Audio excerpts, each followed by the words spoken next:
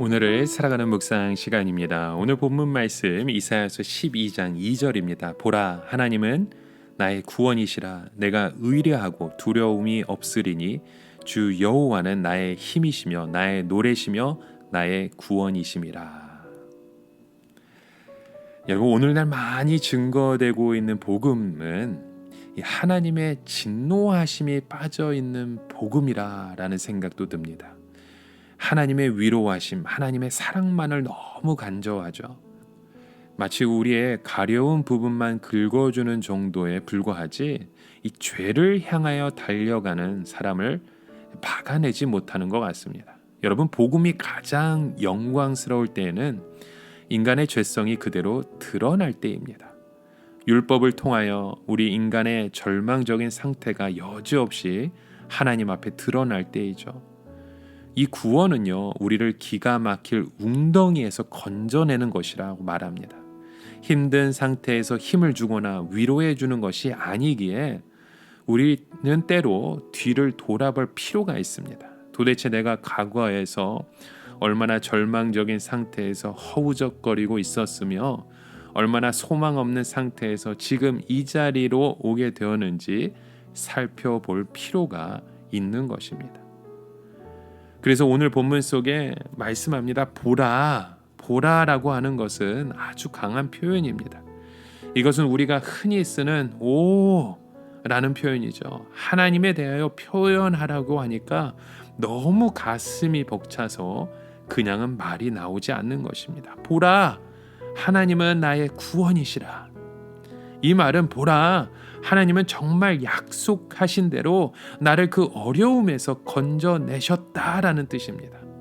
다시 말해서 하나님은 역사의 방관자이신 것 같고 나를 돌보지 않는 분인 것 같지만 하나님은 어떤 분이십니까? 틀림없는 분이시라는 겁니다. 하나님은 그분을 의뢰하는 자를 절대로 그냥 버려두지 않으시는 분입니다. 그래서 하나님을 우리가 찬양하게 되는 것이죠. 하나님은 나의 상태와 상관없이 위대한 구원을 이루신 분이시기 때문에 우리가 찬양할 수 있는 거예요. 이 세상의 모든 사람들은 힘이 있고 소생 가능성이 있는 사람을 도와주려고 합니다. 그래서 어떤 사람들을 주목하는가 하면 스스로 일어서려고 애를 쓰는 자들이죠.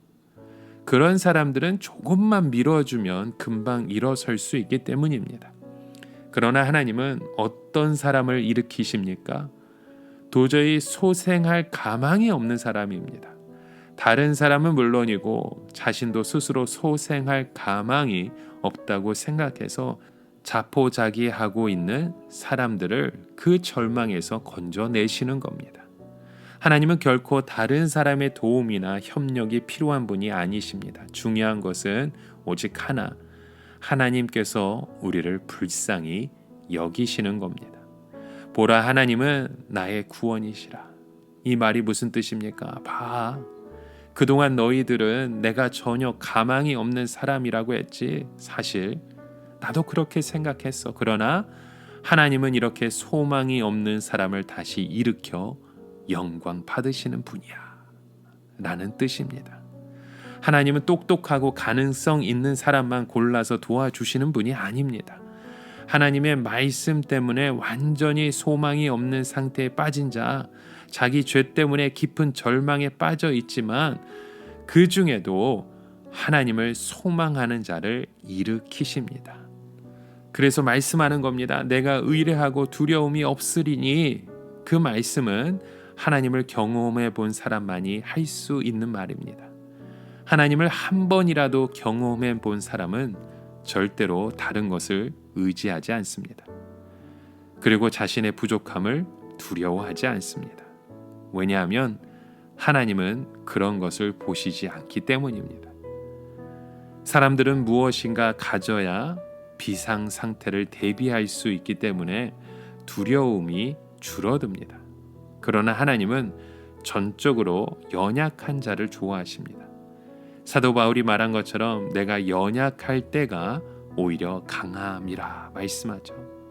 하나님을 아는 사람은 자기에게 의지할 만한 것이 생기면 두려움이 파고듭니다. 하나님이 좋아하시지 않기 때문이죠. 하나님을 한번 맛본 사람은 내가 부족한 것을 두려워하지 않습니다. 왜냐하면 그것이 나를 하나님께 잡아매는 끈인 줄 알기 때문입니다. 주 여호와는 나의 힘이라. 이것은 구원이 단지 과거를 회상하는 기쁨이 아니라 하나님은 지금도 살아계셔서 계속 내 안에 새로운 동기를 불어넣으시고 새로운 힘을 주신다는 것입니다. 하나님의 구원이 놀라운 이유가 바로 이것입니다. 하나님은 단회적으로 일하시는 분이 아닙니다. 구원받는 자에게는 계속적으로 하나님의 뜻이 알려지고 하나님의 힘이 공급되는 것입니다. 우리는 완전하지 않습니다. 그래서 자주 과거의 죄에 빠지게 되는 거죠. 그러나 하나님 앞에 그 사실을 고백하고 인정하기만 하면 우리에게 새로운 힘을 주시는 분입니다. 우리의 교만이나 범죄는 하나님의 은혜를 막지만 은혜의 구멍만 막힐 뿐이지 완전히 하나님의 은혜가 철수되는 것은 아닙니다. 하나님 앞에 나와서 그 죄를 고백하고 부르짖기만 하면 하나님은 더 큰 은혜를 주시는 분입니다. 하나님은 우리의 힘이십니다. 아무리 지쳐 쓰러져도 부르짖기만 하면 우리에게 그 새 힘을 더해 주실 줄 믿으시길 바랍니다.